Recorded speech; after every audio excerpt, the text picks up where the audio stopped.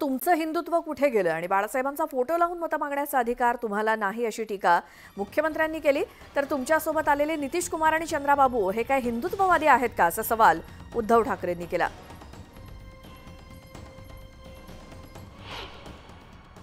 कसलं हिंदुत्व आहे तुमचं? कुठं गेलं हिंदुत्व?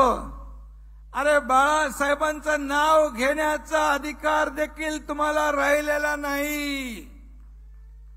बाळासाहेबांचा फोटो लावून तुम्हाला मत मागण्याचा देखील नैतिक अधिकार राहिलेला नाही।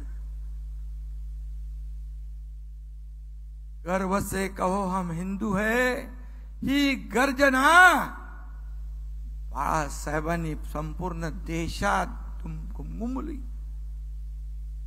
गाजवली। आणि मी हिंदू आहे, मी हिंदू आहे, मी हिंदू आहे। आमचं हिंदुत्व असं आहे, आमचं हिंदुत्व आहे। कुठं गेलं हिंदुत्व?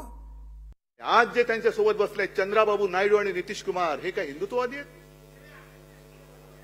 चंद्राबाबू नायडू आणि नितीश कुमार यांनी जो त्यांच्या निवडणुकांमध्ये आणि त्यांच्या राज्यात जो जाहीरनामा दिलेला आहे, नरेंद्र मोदींना मी आव्हान देतोय की मोदीजी तुम्ही चंद्राबाबू नायडूंचा जाहीरनामा पूर्ण करणार म्हणून त्या आंध्रात जाऊन सांगा।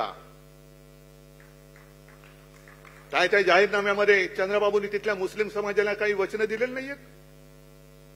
नितीश कुमारनी बिहारमध्ये काही तिथल्या मुस्लिम समाजाला काही आश्वासनं दिलेली नाहीयेत?